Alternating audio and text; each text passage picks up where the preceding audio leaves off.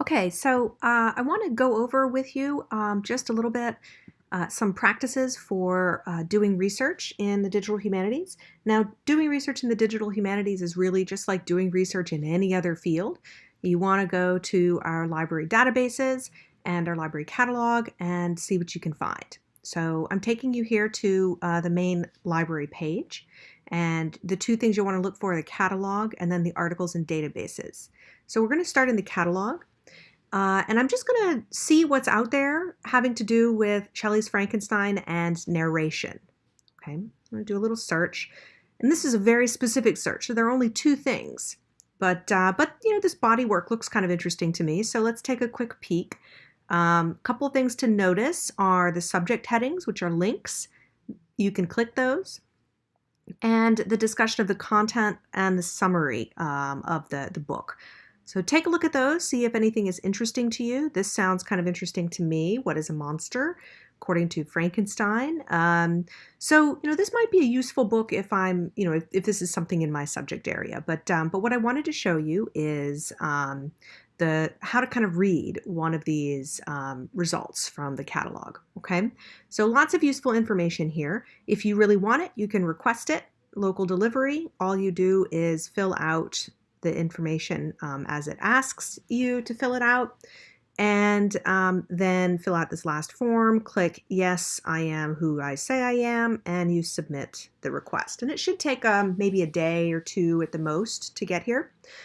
So this is really useful. Now, if you want something that doesn't have an easy sort of request option, like an article or something, you can still get it. You may have to do a little bit more digging, go and talk to a librarian. One other nice trick is to kind of see if there's a copy of it on Google Books. So you can do that by copying the title and then narrowing it down to Google Books. Here it is, but there's no preview, so I can't really tell too much about this. So the best option for this would be to request it if this is something that you wanted. Okay. So let's go back.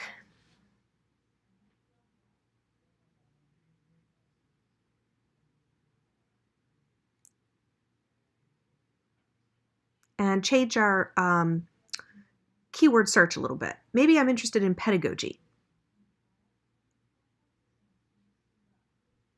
Okay, the only thing that came up with those three keywords is this book. Now, that's a little surprising to me. I might want to play around with my search terms a bit, but this is a really great book for a couple of reasons. So great content discussion, really great list of subject headings, and take a look and notice that this is an Approaches to Teaching book from the Modern Language Association of America.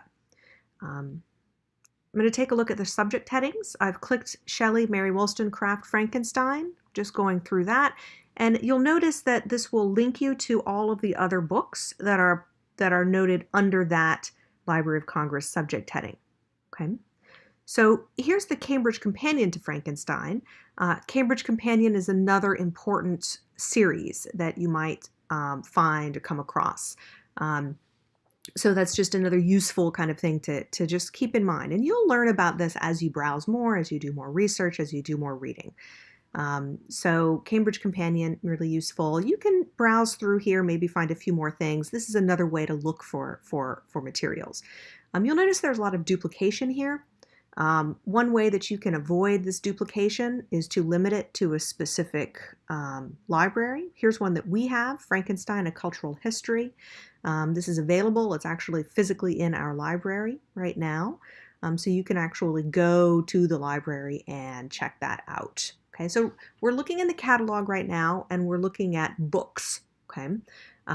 Books as opposed to articles, okay?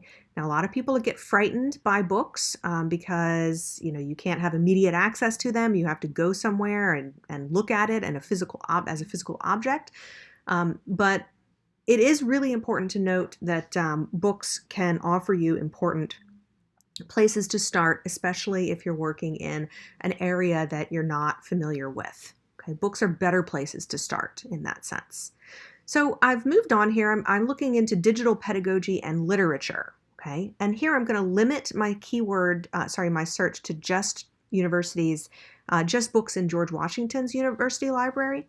The reason I'm doing this is to avoid duplication, and I can be pretty assured that GW will have everything that we have and more. So so this is just a little trick to avoid having to work through all of the duplications that you might otherwise encounter. So I'm just kind of browsing through here. I'm going to find something that looks interesting to me, transforming education with new media. Okay. Again, you notice that there's a list of list of contents and a summary. You can sort of browse through here. And one thing that is really useful as you're doing research is to look for keywords. Okay. The way you describe something in your head to yourself may not be the way scholars describe it to each other. Okay, so participatory pedagogy, interactive learning. Okay? These are keywords that you're going to want to learn about in order to refine your searching. Okay? The only way you can learn about this is to browse, do some searches, read through the records, look at the abstracts, look at the summaries, look at the table of contents, find out what that language is, and then use it, okay, in your next search. Okay. Now, another thing I want to show you is that you should be able to save these to save your searches to saved items section in the catalog. I'll show you a little bit more about that in just a sec. So just kind of keep browsing, teaching literature and language online. This is, again, published by the Modern Language Association of America. Take a look for those things, right? You want to start looking for those patterns. This is going to have a lot of the most important people working on this subject today. Jerome McGann, right? I see down here Stefan Sinclair, okay? A variety of people that you'll start to recognize their names as you do more work, okay? So if you check a saved item into your saved items list, it will appear down here, at the bottom of whatever list you're working on. Okay, you can do that individually or by checking the boxes and saving them. Okay, so maybe I'm interested in diversity, right? That could be something to think about. Inclusive classrooms, right? Literacy, global readiness. So the point I'm trying to make is that research is, at least at the very beginning, figuring out how to search. It's about figuring out how to search for what you're looking for, how to describe it, okay, how to recognize it when you see it. Okay, so it's going to take a lot of browsing to really get good at research. Okay, let's take a look at this one. This is a shared electronic book. And I just wanted to show you what that looks like, okay? Now, some electronic books are not shared, not available to all. They're only available to the specific university. Those will not be ones you can access. To have access to it, you click Access the Publication. You may go through a series of steps like this. May look slightly different depending on what is providing the ebook for you, okay? Just use your brain and follow the instructions, and then you'll be taken to a page that might look like this, might look like another, it might look a little bit different. But just kind of browse through, find the text you are interested in, and this is an article in a book, okay? So there's a print version of this, but this is an electronic version of the book, okay? Just go back to our catalog listing and their results. And you can learn a lot, again, about your subject by browsing and doing a variety of searches. So I just want to reiterate that, okay? As you learn more about your search practices and your search topic, maybe I'm interested in collaboration, I'm going to start using those terms. Okay, I'm just going to look for all libraries and see what comes up. If it's too overwhelming, as this one is, I'm going to go ahead and limit it to GW, just so that I don't have 676, 684 entries to look through. This is more doable. Okay, I can actually skim through the titles of most of these and see if anything really pops out at me. Okay.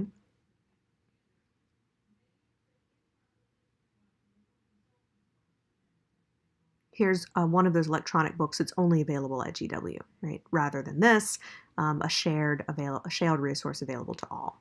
Okay.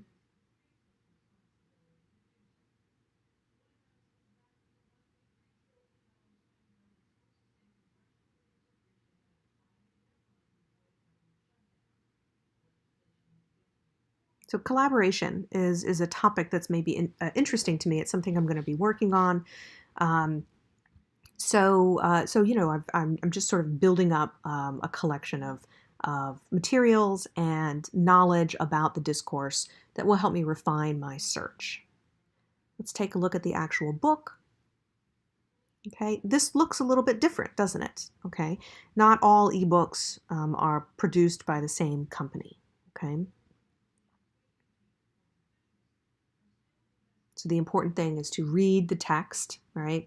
Read the text of the page that you've been given so that you can make sense of it for yourself rather than relying on a kind of formulaic appearance.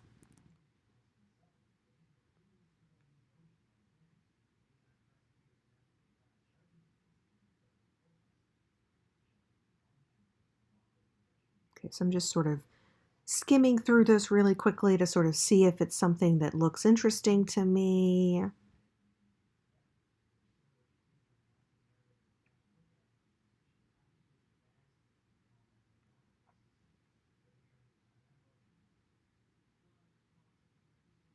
Okay, so now I've got a pretty good sense of what's going on here.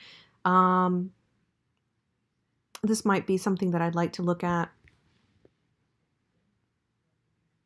I'm going to save this whole book to my book bag. I might download that particular article as well. Let's do a few more searches. Okay. Maybe instead of just collaboration, I'm interested in actually collaborative annotation. Okay. So let's see what all libraries have. This is not a huge amount, so I can probably look through here just to see if I'm missing anything in particular. Here's the new companion to Digital Humanities, an electronic book.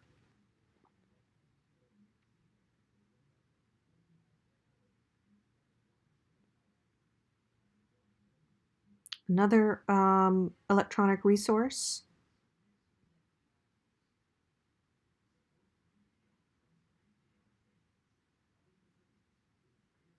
Okay, I'm just going to kind of browse through these titles to see what kind of interests me. A lot of stuff here that's not really in line with what I'm looking for.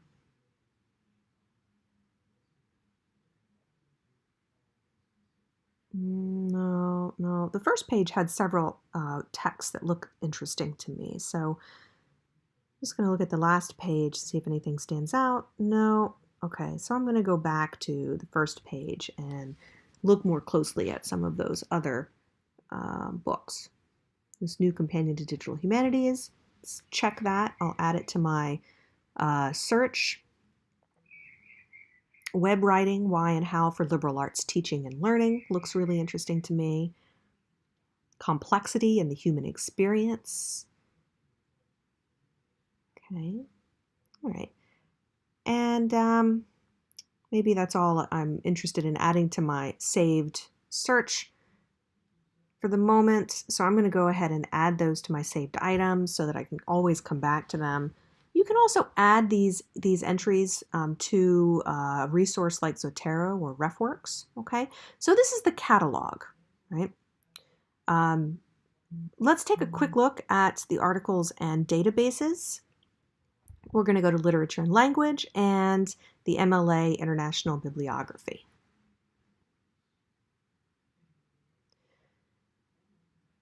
So I'm going to do the same searches here, Digital Humanities, Annotation, and let's do a quick search and see what pops up. So the MLA bibliography is a database. Well, it's not really a database. It's an index of everything published that is an article or a chapter in a book. Okay, so it isn't a database. It doesn't contain items in and of itself. It contains references. Okay, so this one looks kind of interesting to me. Open annotation and close reading. There's not a lot here. Part of it is because I've really refined my search. Okay. But we can look at a couple of these. Let's take a look and see what that looks like. So this is from Literary Studies in the Digital Age, an Evolving Anthology, Whipping Boys Explain, Literary Anthology, Digital Humanities. Okay, So read the record that you're given. It's a book article, okay? This tells you a lot of information. There's a URL here. There's some full text options. Let's click find it. Now it's telling me that it's not available online, but it's an anthology that is online that I know of, so it must be online. So, use your common sense, okay? Click the link that's there, take a look. Here we go, Literary Studies in the Digital Age, an Evolving Anthology. It exists online. You might just have to do a little bit more digging around, okay? Again, use your brain, right? Use your common sense and follow the trails, okay? So here's the essay that was referenced in the MLA index. And this is talking about annotation and its use for student learning and learning from peers and so on. So this might be interesting to me. I'm going to kind of maybe read a few bits and bobs here, skim, see if it's something that that I might want to look at. A theory of annotation. Okay, so I'm just going to now scroll down to the bottom. After I do a little bit of browsing, right? I'm going to keep scrolling, just kind of picking up stuff here and there, thinking about whether this will be useful for me, helping me define my ideas. All right, so I'm going to scroll down to the bottom. I like this work. I'm going to take a look at their works cited, okay, and see what they were looking at, because often you can find some really, really interesting materials by looking at what other people have cited. And these are all things that you can then look up in either, if it's a book, the catalog, or if it's an article in the MLA database.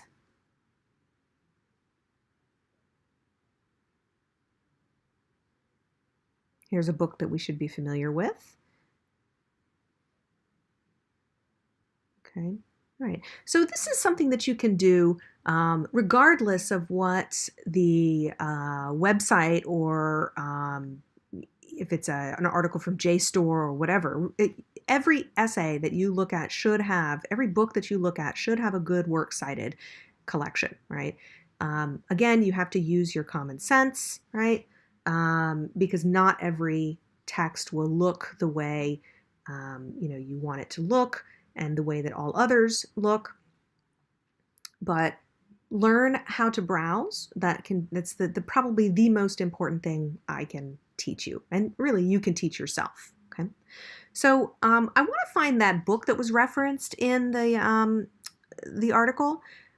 So I've just copied it and now I've pasted it into the catalog search. I've taken out a few of the bits and bobs, punctuation, extra words, because the computer doesn't care, and I don't want it to glitch on me. So I've just done a quick keyword search for the title and author.